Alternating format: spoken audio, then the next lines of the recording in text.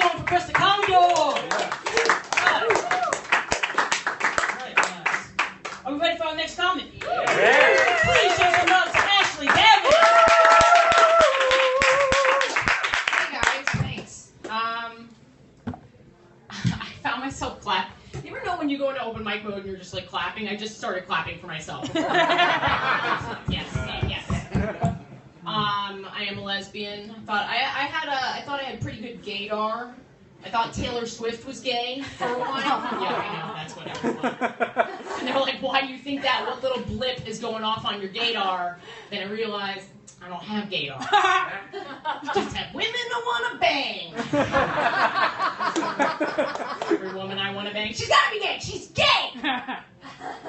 Rosie O'Donnell is not gay. Like, why?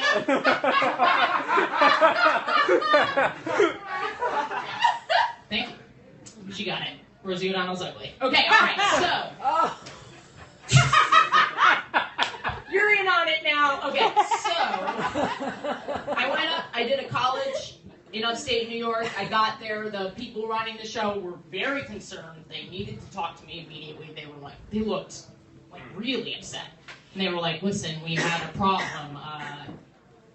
Today there was a protest on campus against racial discrimination. I was like, oh, like that didn't even seem so bad. Like, of course, that's like the protest is like a good thing, right? Like I know it's a sensitive day on campus, but I was like, that's not so bad. So I was like, God, the way you guys looked, I thought someone died or something. And they were like, oh yeah, that almost yes, someone died on campus. And I was like, oh my God, that's terrible. That's awful. And they were like, well, what are you going to do? You could cancel the comedy show. That could be one thing that you do. I don't want to perform, like, I don't want to do this anymore anyway. So I cut like 10 minutes of my act, like no race, no dead people, like nothing. So I had to do crowd work. And I saw this kid eating this weird candy bar that I had never seen before. So I was like, what is that? And he was like, oh, it's awake chocolate. And I was like, awake chocolate? What the? That's one of two things. It's like chocolate that keeps you up at night, or chocolate that you eat at a funeral. Some of you see where this is going. This is when a young woman, at the sound of the word funeral, decided to weep uncontrollably and not leave the comedy show.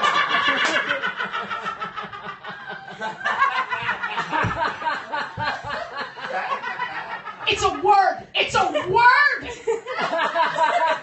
Anyway, so after the show, to cover my ass, I don't think I've done anything wrong, but I'm going to go and apologize to her. And she says, it's just that someone's child died today. Jesus Christ. Okay, that's great.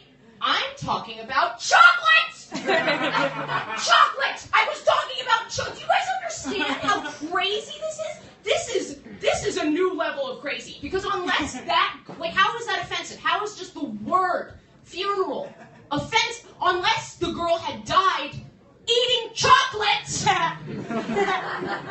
There's no way that this can be offensive. And you know why she's doing this. She's doing this just so she can call attention to herself. That's the only reason she's doing this. Like, be a fucking adult. You think my father died of lung cancer? You think every time I see a nicotine patch, I kick that fucking person out of my house? No, I don't do that. I'm an adult. I scream, cry into a pillow, and I eat my feelings. That's what I do. Be a fucking adult and shove some of that awake chocolate in your face. That's the appropriate reaction. I thought that was funny. I guess it was just a little too angry. Was a little too angry? All right, thanks, guys. I'm actually...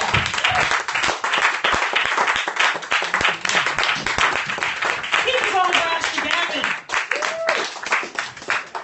I love when people do that. They like having a bad time. They insist on staying, you know? Like when you do a comedy show, people are like, I'm not going to laugh, but I'm also going to stay. I'm also going to stay. Hey guys, thanks for tuning in. My name is Ashley Gavin. I am a college touring comedian. I had my TV debut a couple months ago on Gotham Comedy Live, Season 5, Episode 2. You can check it out online. And now I take what you're watching is a joke that is evolving. It's not finished. It's not polished. It's very new. Hey, Turkey, what's up? That's awesome. Yeah, so now I take questions and comments from you either about the jokes or just about comedy in general, what it's like to be a comedian. So yeah, now I turn it over to you guys. It's a good turnout, 34 people. That's awesome. Question and comment time. Question and comment time.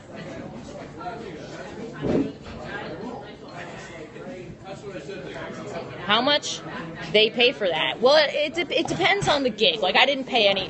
We don't get paid to do that. I'm just working on new shit. Thank you for the comment on the delivery and timing. That means a lot to me. I'm just working on new shit. So all of that, I'm not getting paid for that. When you do a college show, that can be like, that you can make a lot of money doing that. What's a porn star's?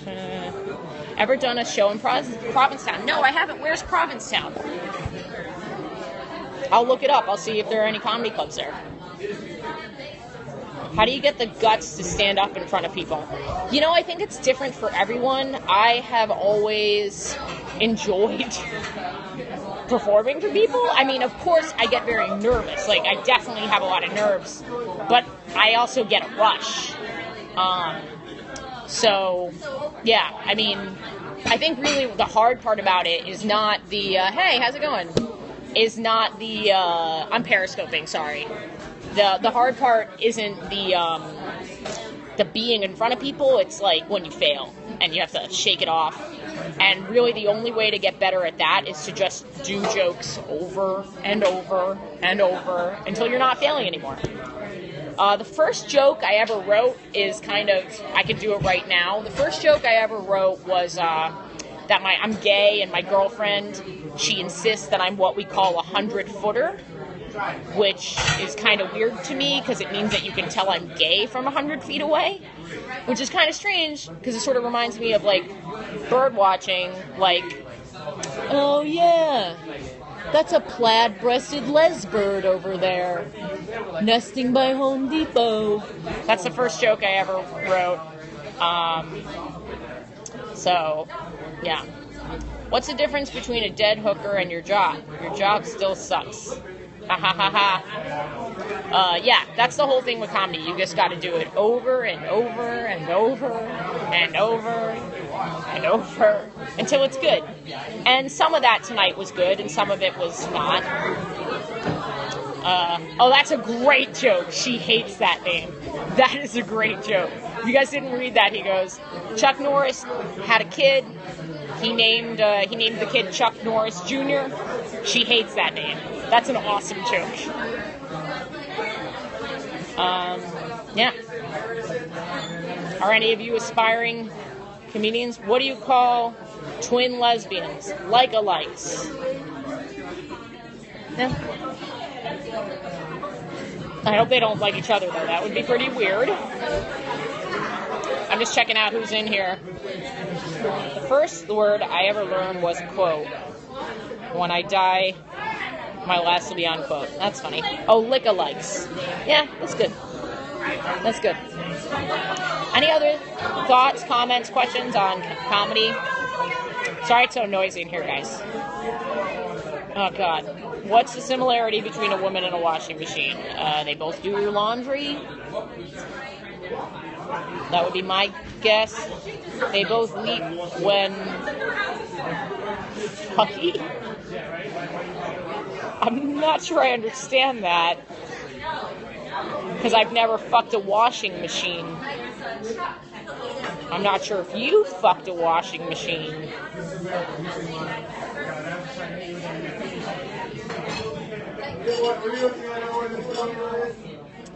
I'm probably not going to stick. You can put your load in either. That's a better one. You can put your load in either. That's good. I thought it was going to be like they do my laundry. Something about doing laundry.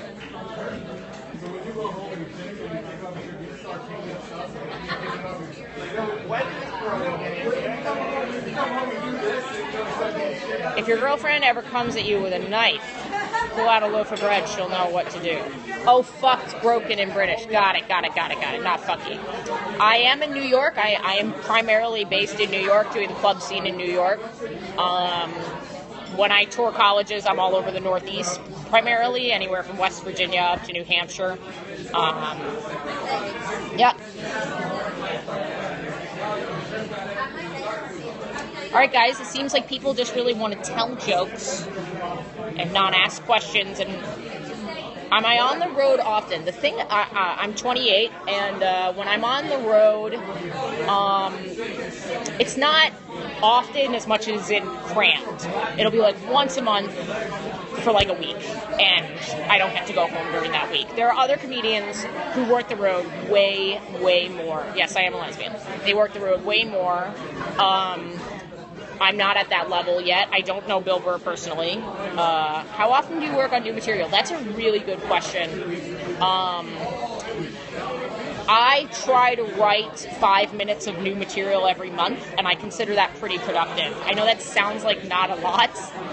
So, but to get to that 5 minutes, I probably have to tell 15 minutes of new material to get to that 5. Rated Rob, you can check out this at the end. How often do you bomb? I don't know, all the fucking time. I've had a pretty good streak with, well, if you think about it this way, Wilhelm, Louis C.K. puts out a 1 to 1.5 hour special every year to year and a half.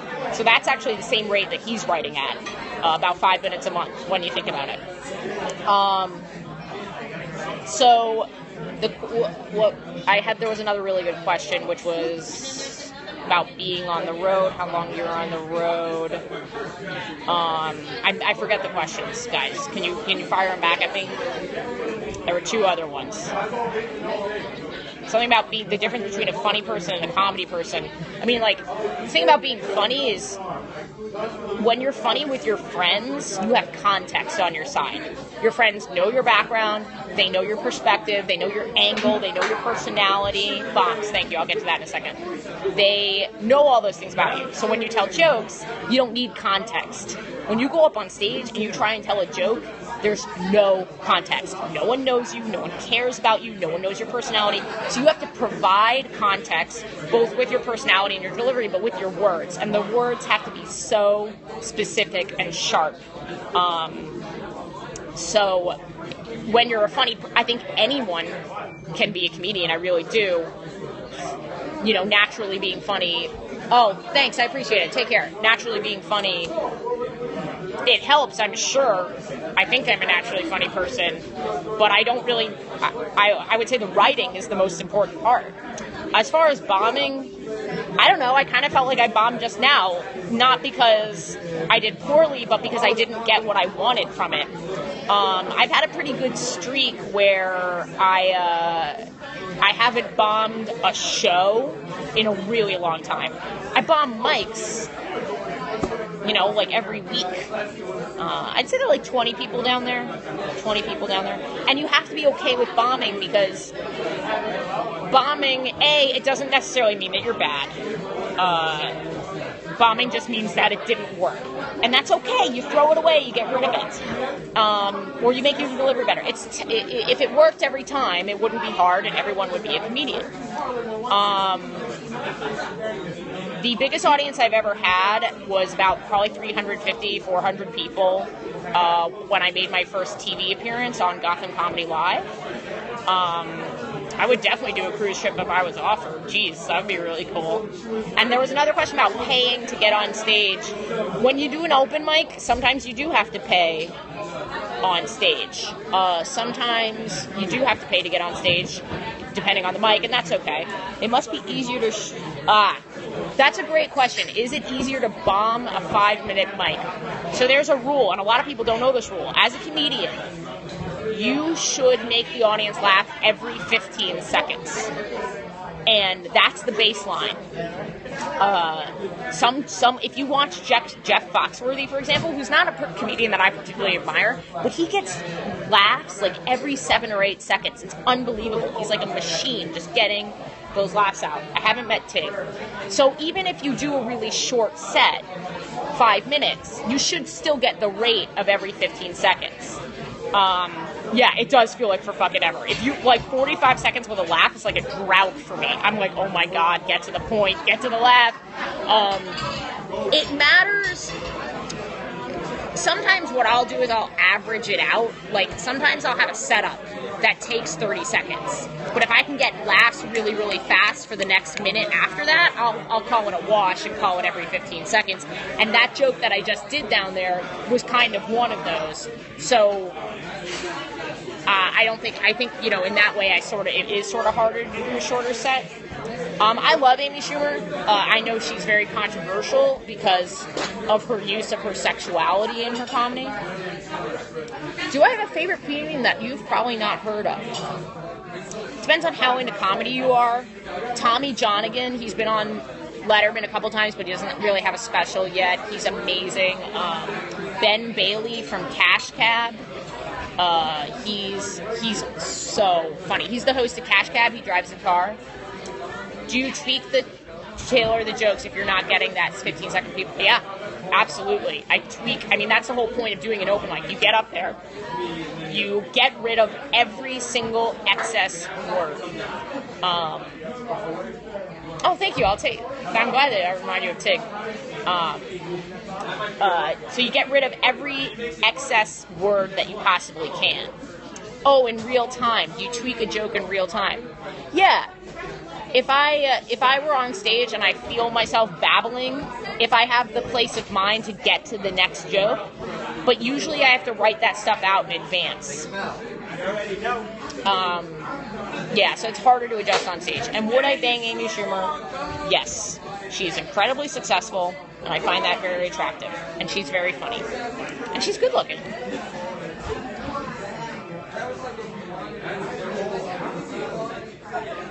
Done any clubs in Kentucky? No, I haven't really done much in the South. Am I attracted to Taylor Swift? Actually, not really. I'm not attracted to Taylor Swift, but most people are attracted to Taylor Swift, and that's why the joke works. I think she's a beautiful woman, obviously, but she's a little skinny. She's a little skinny. You guys are awesome. I don't usually get people with this many great questions. You're naturally very good. Thank you. Thank you, Gibson. You have great questions. I don't know much else about you. Israel, what's up? I am 1/4 Jewish. So, there's that.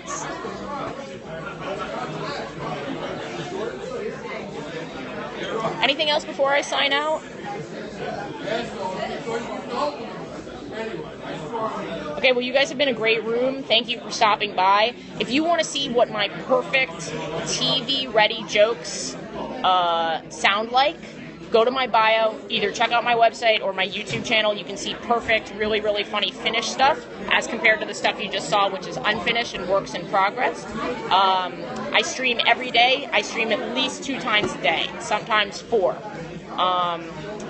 David, thank you. That is the nicest. That's awesome. Thank you for saying that.